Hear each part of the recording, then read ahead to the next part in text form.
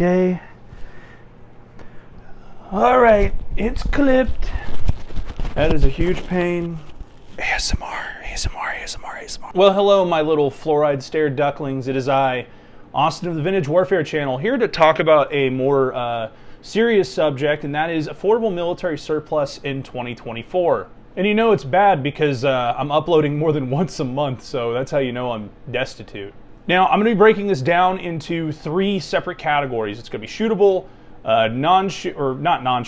expensive to shoot, and then essentially non-shootable. It's a wall hanger.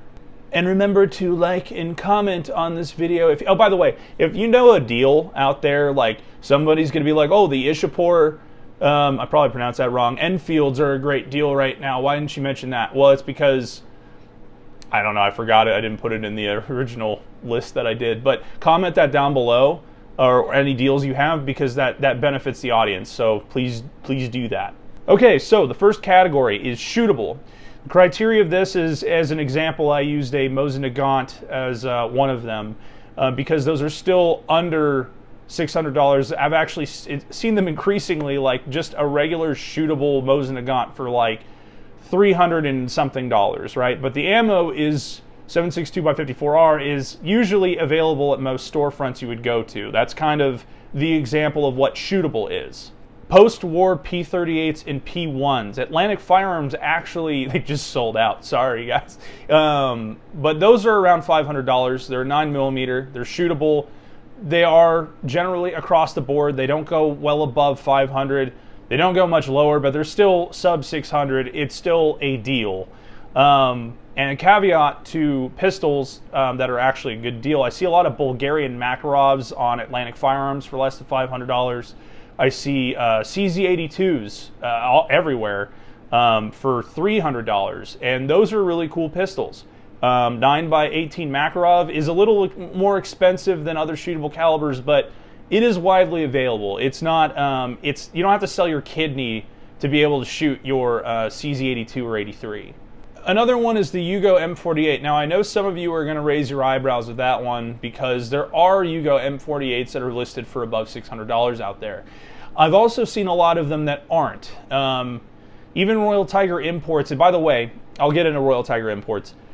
You can use those guns for parts guns. You can use them. They do have some around $500 that are shootable. Royal Tiger imports does have a lot of affordable guns within these tiers. They've had a reputation for sending you guns that were not really in the condition that it was implied they were online. I don't know if that still holds true, but I would recommend caution with them, but I don't know if that's the same. I don't know if they do that still, so I can't definitively say. I just know that the guns exist there. Now, the second list, okay, that's expensive to shoot.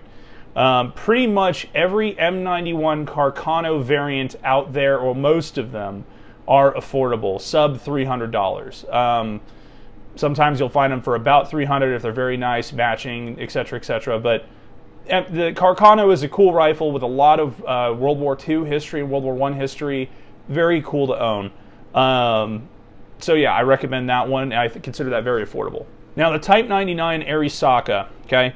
I have seen versions of the gun that don't have the dust cover or the anti-air sights consistently at gun shops for around $300. If it's a really nice one and it has certain things like the chrysanthemum is intact and you know, it has the monopod, yeah, it's going to be more expensive, and it might even be outside of the criteria of this video. But know that a run-of-the-mill just Type 99, they can be had for around $350 to $500. And that is a very cool rifle to collect. I'm definitely in my Arisaka arc right now. TT-33s, usually the ones that are not Russian, like Eastern Bloc countries like Romania, those can be had for less than $500. And those are really cool to own for a lot of reasons.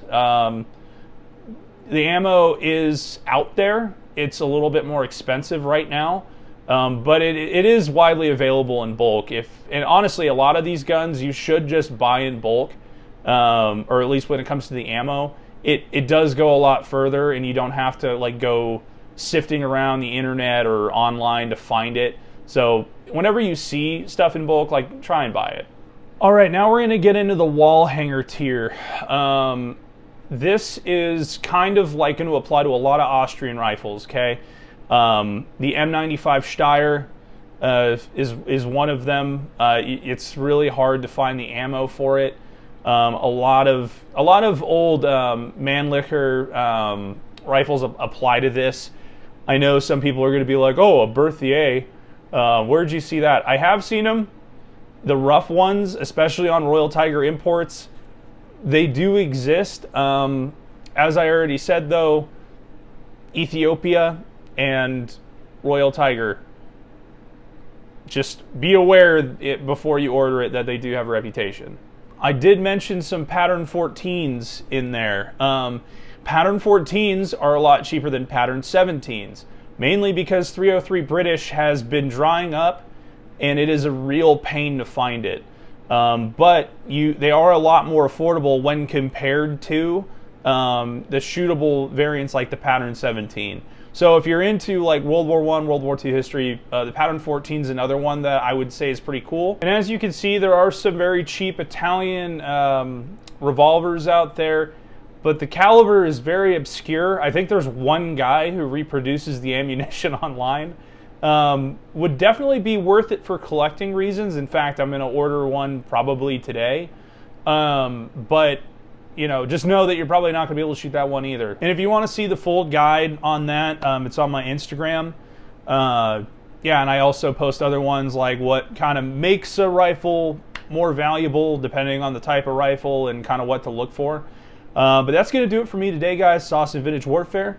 Hopefully this at least pointed you in the right direction in terms of where you can look for mainstream deals, but I'm always going to say that the best way to get that rifle that you've always wanted is going to be haggling. You're going to have to go outside the box. You're going to have to go on your local gun classifieds.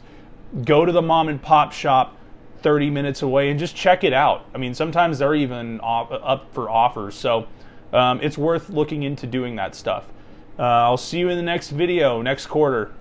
Later.